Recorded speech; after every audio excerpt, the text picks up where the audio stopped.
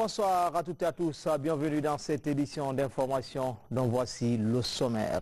Dans l'actualité ce soir, une certaine idée de la Guinée, le titre de l'ouvrage que le professeur Alpha Condé offre au peuple de Guinée. Ce livre de 127 pages a été présenté ce soir à l'université de Conakry.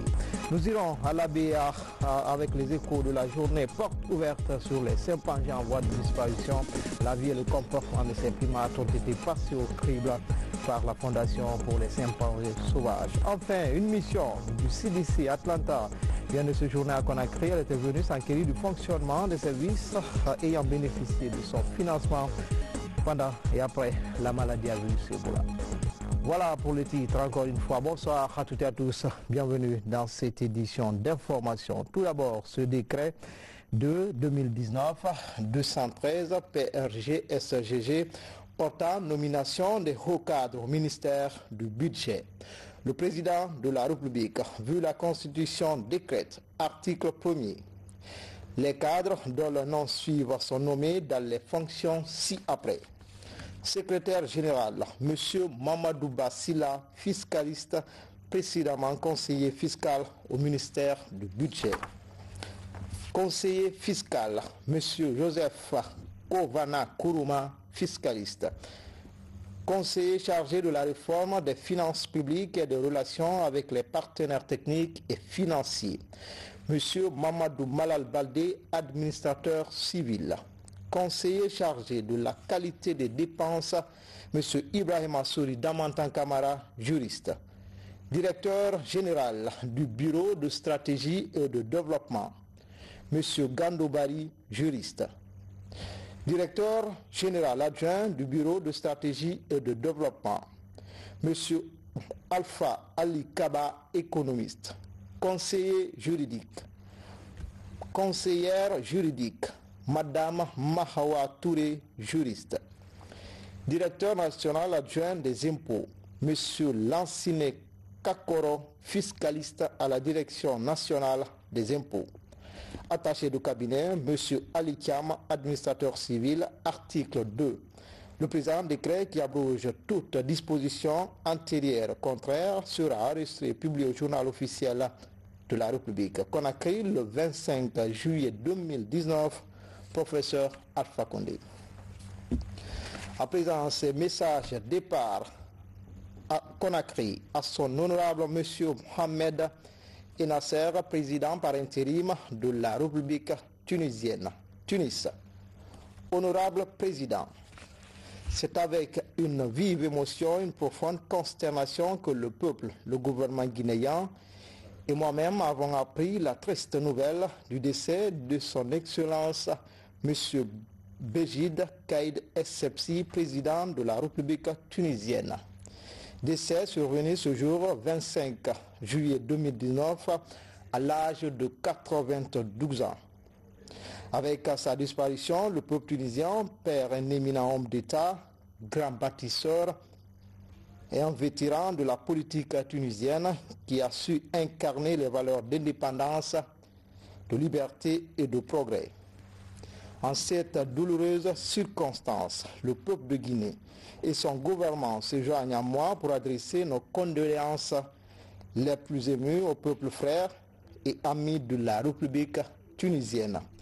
Puisse Allah, le miséricordieux, accorder sa grâce à l'illustre disparu et l'accueillir dans son paradis éternel et que la terre tunisienne qui l'a tant servi lui soit légère. En vous priant d'accepter mes sentiments de compassion, veuillez agréer, honorable président, l'assurance de ma très haute considération. Conakry, le 25 juillet 2019, professeur Alpha Condé.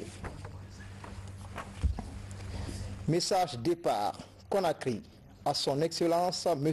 Jean-Claude Cassibro, président de la commission de la CEDEAO Abidjan. Excellence, Monsieur le Président, c'est avec une vive émotion et un profond regret que le peuple de Guinée, son gouvernement et moi-même avons appris la triste nouvelle de la mort subite de son Excellence M. Marcel Alain de Souza, ancien président de la commission de la CEDEAO survenue le 17 juillet 2019.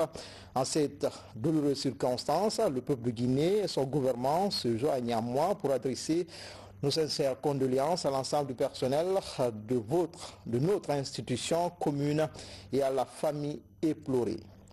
Homme exceptionnel qui s'est distingué par son volontarisme, son courage et son leadership, M. Marcel Alain de Souza était le symbole de la mise en œuvre des objectifs de développement durable pour l'émergence d'une société mondiale pacifique et prospère. Le gouvernement guinéen nourrit l'espoir que son œuvre, sa vision et sa stratégie continueront d'inspirer les activités de l'institution. En vous priant d'accepter mes sentiments de compassion, veuillez agréer, Monsieur le Président, l'assurance de ma très haute considération. Conakry, le 25 juillet 2019, professeur Alpha Condé, Président de la République, chef de l'État.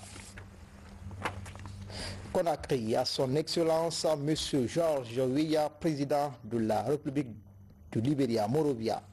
Excellence, Monsieur le Président, il m'est particulièrement agréable de vous exprimer au nom du peuple de Guinée et de son gouvernement mes très sincères félicitations à l'occasion de la célébration du 172e anniversaire de l'accession à la souveraineté nationale de la République sœur du Libéria. Sous votre clairvoyance, direction, le peuple libérien retrouve le chemin de la croissance et continue d'enregistrer des immenses progrès tant dans le domaine économique, politique et socio-culturel. En cette heureuse circonstance, je voudrais vous renouveler ma volonté d'agir à mes côtés pour le renforcement de la paix et de la stabilité durable dans notre sous-région. Je tiens en outre à vous rassurer de ma totale disponibilité et celle de mon gouvernement à œuvrer avec vous pour consolider davantage des excellentes relations d'amitié, de fraternité, de solidarité et de coopération existantes entre nos deux pays et nos deux peuples frères. En vous souhaitant mes vœux de santé et de succès, je vous prie de croire, Excellence, Monsieur le Président, chers frères, à l'assurance de ma très haute considération. Conakry, le 25 juillet 2019, professeur Alpha Condé, président de la République, chef de l'État. Dans l'actualité ce soir, la session ordinaire du Conseil des ministres est tenue ce matin sous la haute autorité du chef de l'État. Plusieurs sujets ont été débattus, notamment les poursuites de la réforme du secteur de sécurité. Voilà un extrait du compte-rendu du Conseil fait par le ministre de la Communication, Amara Somparé. Au titre du premier point de l'ordre du jour, le président de la République a instruit le gouvernement de veiller à ce que tout projet de loi soumis à l'examen du Conseil des ministres soit accompagné de l'ensemble de ses textes d'application, ceci afin d'éviter de différer la mise en application effective des réformes engagées par le gouvernement. Le chef de l'État a déploré le faible taux de recouvrement des impôts fonciers qui est sans commune mesure avec le niveau élevé des charges locatives dans la ville de Conakry. Il a à cet effet demandé au gouvernement de poursuivre et de renforcer le processus de réforme engagé au niveau de la Direction nationale des impôts. Le président de la République, rappelant la nécessaire poursuite de la réforme du secteur de l'électricité, a invité le gouvernement à continuer le déploiement et l'installation des compteurs prépayés, en insistant plus particulièrement sur leur installation au sein de l'ensemble des départements ministériels ainsi qu'à la primature. Le chef de l'État a instruit le gouvernement à prendre toutes les mesures nécessaires afin d'identifier, de poursuivre et de sanctionner, conformément à la loi, tous les cadres de l'administration qui se seraient rendus coupables de complicité dans le cadre d'une cession frauduleuse de biens appartenant au patrimoine foncier et immobilier de l'État. Le président de la République s'est réjoui de la reprise de la parution régulière du journal national Auréa et a invité l'ensemble des ministres et au-delà, toutes les institutions publiques à publier prioritairement toutes leurs communications dans les colonnes du quotidien national. Au titre du deuxième point de l'ordre du jour, Monsieur le Premier ministre a fait le compte-rendu de la session ordinaire du Conseil interministériel du 23 juillet 2019. Le Conseil a donc entendu successivement le ministre de la Justice, qui a soumis pour examen le projet de loi portant sur le code des drogues en République de Guinée. Le ministre de la Fonction publique, de la réforme de l'État et de la modernisation de l'administration a soumis pour examen le projet de loi portant sur le droit d'accès à l'information publique. Le ministre a indiqué que le présent projet de loi organique portant droit d'accès à l'information publique a pour objet de garantir le droit de tout citoyen à l'accès à l'information publique. Selon le ministre, la gouvernance administrative en Guinée a longtemps été caractérisée par de nombreuses insuffisances et tares qui compromettent l'efficacité de l'action publique, affectent la délivrance de services de qualité aux populations et constituent un obstacle à la réussite des politiques de développement initiées par le gouvernement. Le ministre a indiqué que la construction des établissements hôteliers a connu une période d'évolution boostée par des opérateurs guinéens et étrangers, dont l'installation dans la plupart des cas a été faite grâce à l'appui personnel du chef de l'État. Le ministre de la Citoyenneté et de l'Unité nationale a fait lecture de la communication relative à la lettre de politique nationale de promotion et de protection des droits de l'homme. Le ministre a expliqué au Conseil que le ministère de la Citoyenneté et de l'Unité nationale a entrepris un vaste processus des États généraux des droits de l'homme afin d'aboutir à la formulation d'une lettre de politique nationale de promotion et de protection des droits de l'homme qui sera désormais un cadre global d'intervention en vue de fédérer tous les efforts consentis par le gouvernement. C'est ce projet de lettre que le ministre soumet pour approbation au Conseil. Le ministre chargé des investissements et des partenariats publics-privés a fait une communication relative à l'organisation d'une réunion intersession de la Commission des Nations Unies pour le développement du commerce international du 25 au 26 septembre 2019 à Conakry. Le ministre a informé le Conseil que le groupe de travail numéro 3 de la Commission des Nations Unies pour le développement du commerce international a désigné la Guinée pour abriter courant septembre 2019 la première réunion intersession portant sur la réforme du système de règlement des différends entre investisseurs et États. À cet effet, plus d'une centaine de pays, d'organisations gouvernementales et non gouvernementales sont invités les 25 et 26 septembre 2019 à Conakry. Le ministre de l'Énergie a fait une communication relative aux incidents survenus à Swapiti. Le ministre a commencé par rappeler que, depuis son lancement, le chantier de Swapiti est caractérisé par un problème de cohabitation entre les ouvriers guinéens et chinois.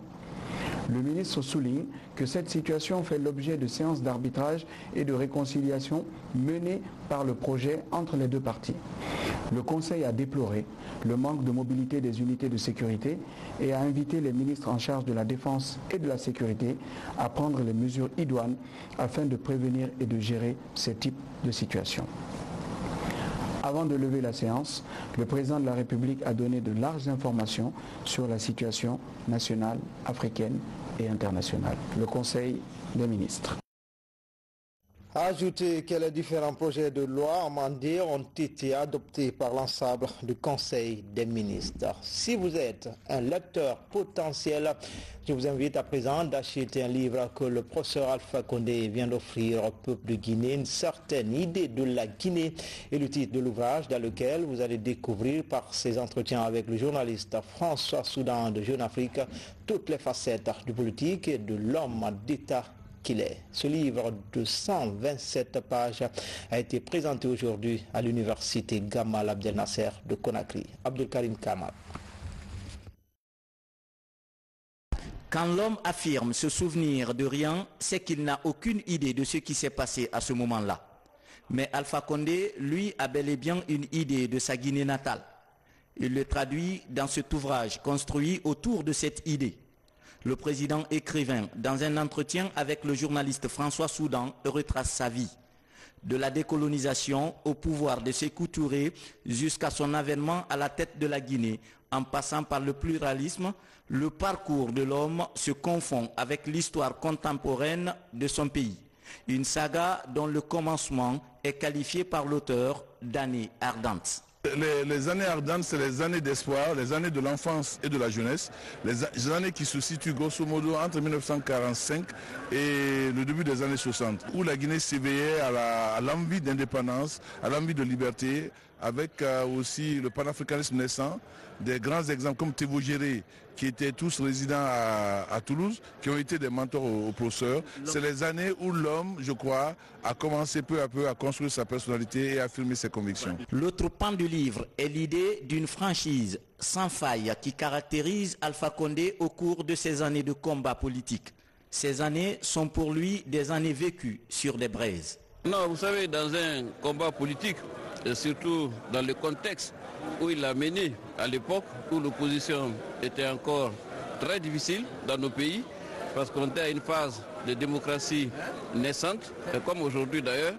Dans ce contexte, mener un combat politique était un chemin parsemé d'embûches, de preuves et d'énormément de difficultés, notamment la plus difficile d'entre elles, qui est la prison qu'il a connue. Donc ce sont des années de doute, d'interrogation, d'incertitude, comme il en arrive souvent dans l'action politique et dans le combat militant. Donc ce sont ces années qui n'ont pas, à l'opposé des années fastes que constituent celles d'aujourd'hui, n'ont pas été faciles dans sa vie personnelle et dans l'action politique qu'il menait. Dans cette œuvre, l'on retient enfin son souffle, quand arrivent les années d'espoir pour l'auteur. Là, l'homme est convaincu que le progrès est le véritable sens de développement dont il a toujours nourri l'ambition pour la Guinée.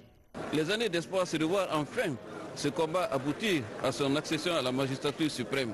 Et je pense que depuis cet avènement au pouvoir, le pays a connu une visibilité beaucoup plus importante à l'échelle internationale et beaucoup de nos attentes nombreuses ont été comblées. Aujourd'hui, nous sommes dans l'objectif de l'abondance électrique, de l'abondance alimentaire et la Guinée aspire à être un pays émergent. Il y a quelque temps encore, cette espérance, elle était là, mais on la voyait un peu en pointillé dans un avenir qui ne paraissait pas certain comme maintenant. C'est un ouvrage de 127 pages, paru depuis mars 2019 aux éditions Favre en Suisse. Avant ce livre, professeur Alpha Condé avait déjà écrit « Guinée, Albanie de l'Afrique et un Africain engagé ». Dans le reste de l'actualité, bientôt un guichet unique du commerce extérieur en Guinée, initiative du gouvernement à travers le ministère du Commerce. Objectif de ce nouveau concept, mobiliser, sécuriser les recettes internes pour faire face aux défis du moment. Amadou Touré. Dans le but de mobiliser plus de recettes internes, le gouvernement renforce les capacités des services de recettes publiques. Pour y parvenir, plusieurs initiatives sont envisagées, telles que la mise en place d'un guichet unique du commerce extérieur.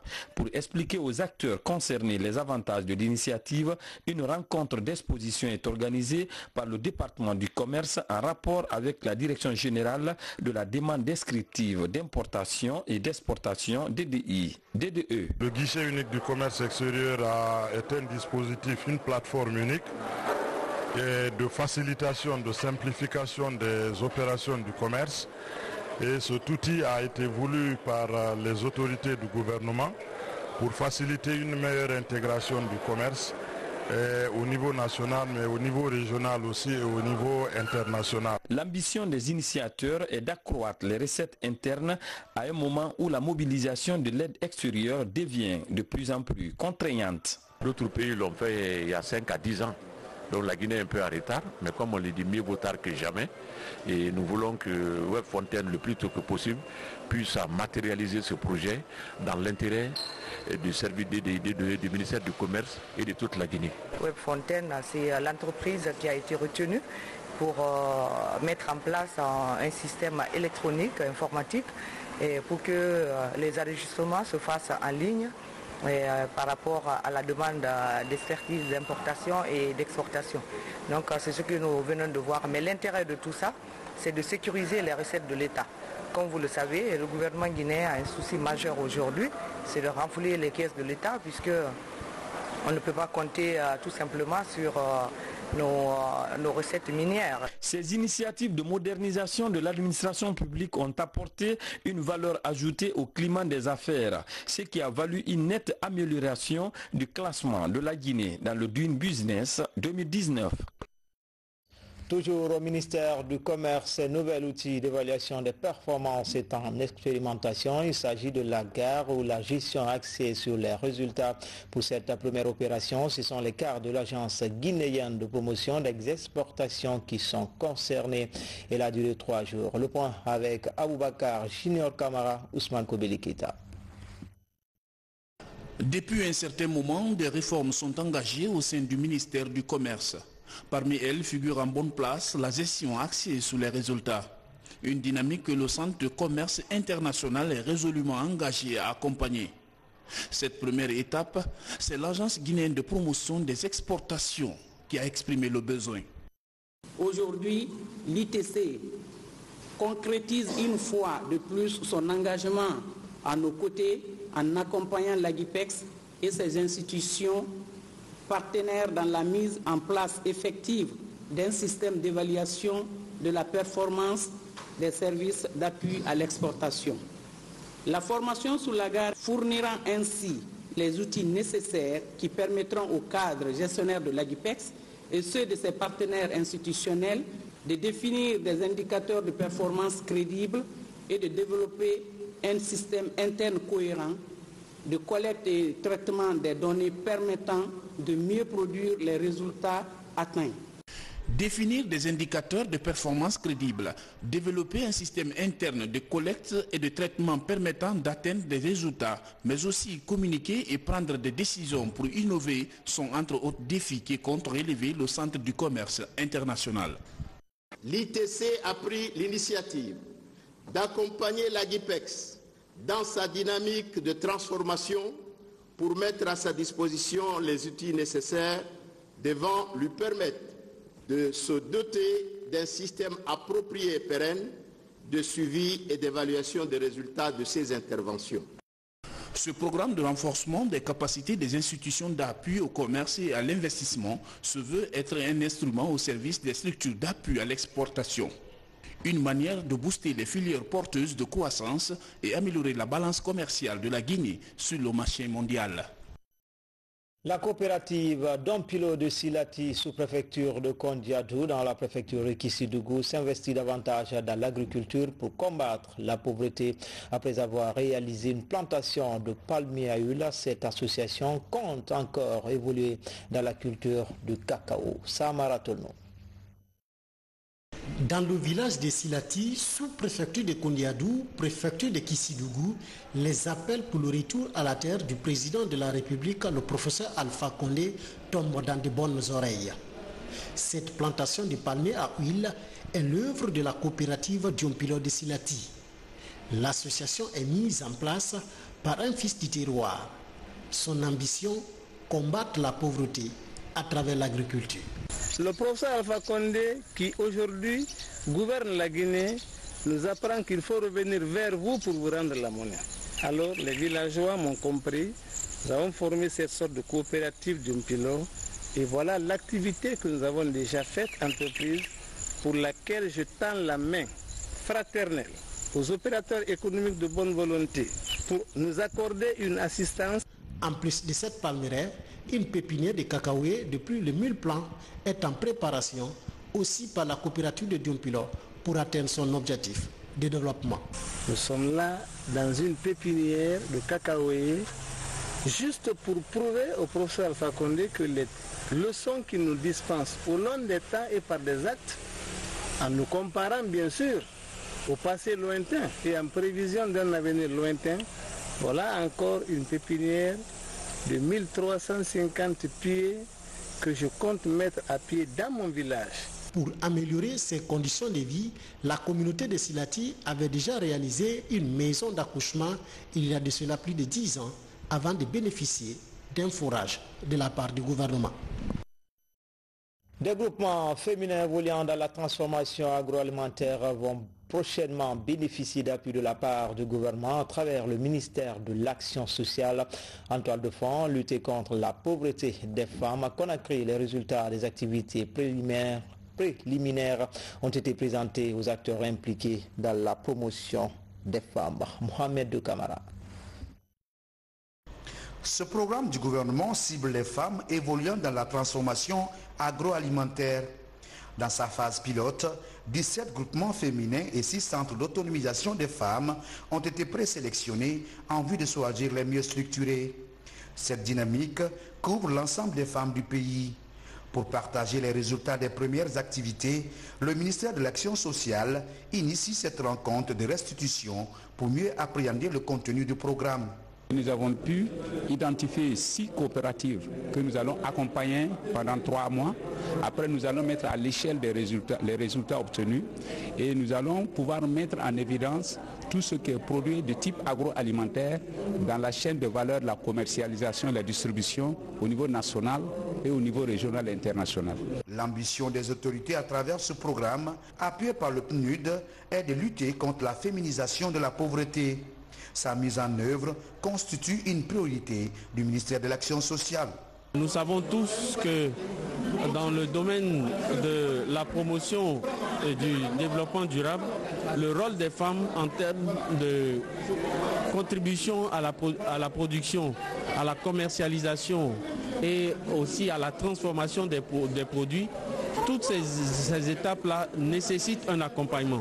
Et c'est ayant compris ce dispositif que le PNUD s'est engagé à faire en sorte que, à travers les CAF, mais aussi les groupements féminins dans les milieux ruraux, nous puissions avoir une expertise pour aider ces femmes à monter des projets, monter des activités transformatrices et génératrices de revenus pour faire en sorte qu'elles puissent être autonomes. Il est opportun pour le gouvernement de réaffirmer sa volonté politique à traduire en actes concrets les nobles ambitions de Monsieur le Président de la République, chef de l'État, le professeur Alpha Condé.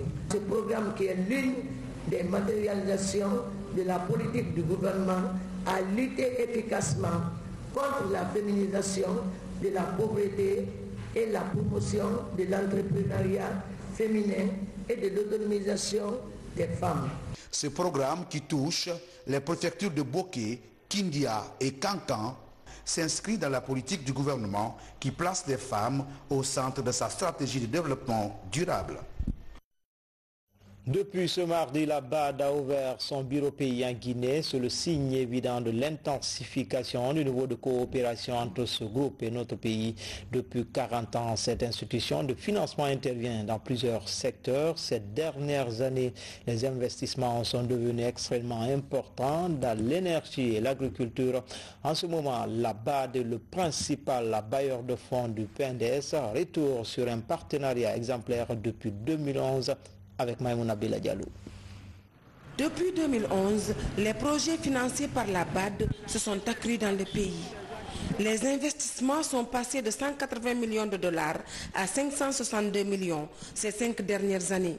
Aujourd'hui, la Banque africaine de développement est la chef de file des bailleurs de fonds du PNDS, un outil de développement du pays qui rassure les partenaires techniques et financiers de la Guinée.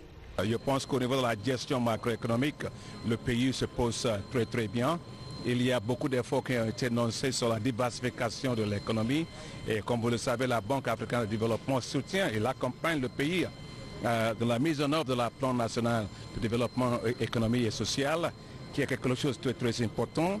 Et je pense que je salue l'effort de son Excellence le Président sur l'effort sur l'engagement de la secteur privé. Depuis lundi, le président de la BAD séjourne en Guinée pour la 2e fois. Dr Akiwumi Adesina concrétise la confiance de son institution aux autorités guinéennes par la réouverture à Conakry d'un bureau, une étape cruciale de coopération entre la Guinée et la BAD. Cela va avoir un impact non seulement sur le niveau d'engagement de la Guinée et de la BAD vis-à-vis de la Guinée, cela va avoir aussi un impact sur le niveau de décaissement. Alors maintenant, la Guinée les différentes contraintes auxquelles les projets sont confrontés, que l'on peut régler sur place, et sans passer par Abidjan, sont directement réglés sur place. Alors, la représentation de la BAD en Guinée et le ministère du Plan, nous sommes en contact permanent. Aujourd'hui, la BAD est présente dans le financement de plusieurs projets de développement intégrés dans le pays, notamment dans l'agro-industrie, les transports, l'énergie et le social.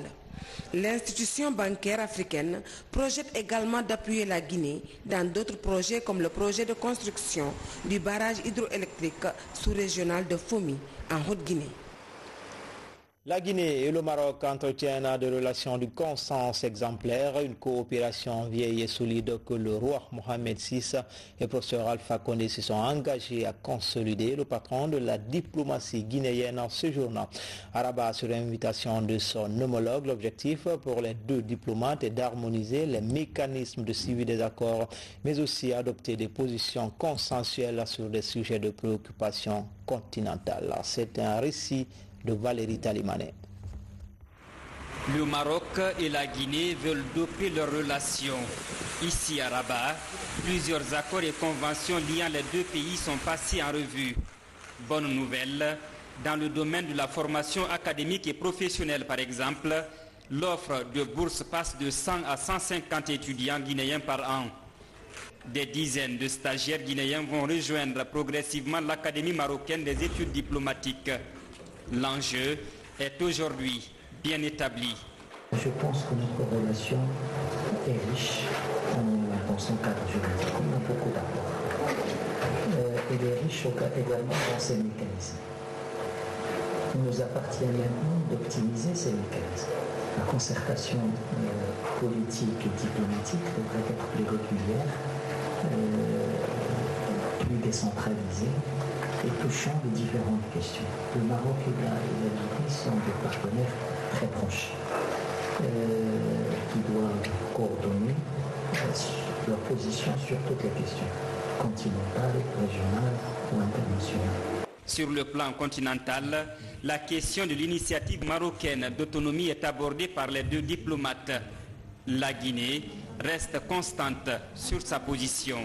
Nous avons aussi profiter de cette mission pour réitérer la position guinéenne, l'engagement de la Guinée auprès du Maroc et pour soutenir la position et les initiatives marocaines sur le l'échiquier international et plus particulièrement sur cette question de Sahara où la Guinée a clairement défini sa position en faveur de l'initiative de l'autonomie qui est d'ailleurs la seule solution que le Conseil de sécurité a retenue.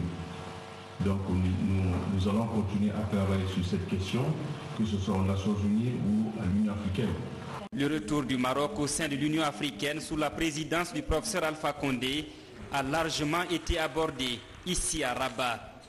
Le Maroc qui s'engage à assurer la formation des agents du protocole côté guinéen. L'opération est pilotée par l'Agence marocaine de coopération internationale.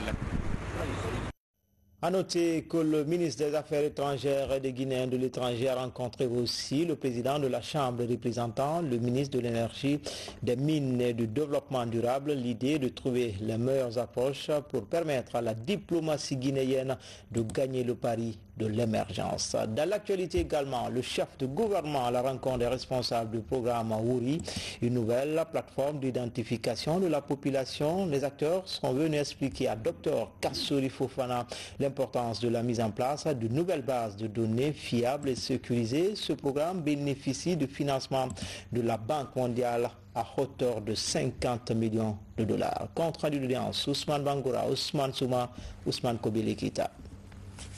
Après le lancement officiel du programme Wouri le 26 juin dernier, les acteurs impliqués dans le processus d'identification des populations sont venus échanger avec le Premier ministre. L'objectif vise à mettre en place une base de données fiable et sécurisée des populations. Ces procédures particulièrement vont porter sur un ensemble de procédures qui sont les procédures d'exécution du projet, les procédures d'administration, de passation de marché et les procédures financières, y compris les procédures de suivi et évaluation. Ce programme d'identification unique pour l'intégration régionale et l'inclusion s'étend de 2018 à 2024, financé par la Banque mondiale à hauteur de 50 millions de dollars américains. À l'horizon 2024, on devrait couvrir 80% des résidents en Guinée. Quand je dis ici résidents, c'est les Guinéens, mais également les étrangers qui vivent en Guinée, mais aussi les Guinéens de l'étranger qui sont dans la cible de ce projet. Il est important que ce programme soit mis en œuvre et qu'il soit aussi coordonné avec l'ensemble des initiatives qui sont entreprises par le gouvernement, comme l'ANIES, l'Agence nationale d'inclusion économique et sociale, mais on a aussi d'autres initiatives au sein des départements sectoriels. La Guinée et la Côte d'Ivoire sont les deux pays pilotes de ce programme. La vision du Premier ministre, Dr Ibrahima Kassory Fofana, est d'accélérer le processus en vue de maîtriser vite le nombre de la population en Guinée disposant d'une pièce d'identification facilitant l'accès aux services. Direction l'Abbé avec les échos de cette journée porte ouverte sur les chimpanzés, leur vie et comportement, mais surtout les menaces qui pèsent sur eux. Organisée par la Fondation pour les chimpanzés sauvages, il a été aussi question de partager les avancées du projet de création du plus grand parc de ces primates de la sous-région. Les images de Saraf Diallo sont commentées par Mamadou Alpha Baldé. Chaque année, l'homme repousse encore plus loin les forêts. Le phénomène impacte dangereusement la survie des primates, déjà sur la liste des espèces en voie de disparition.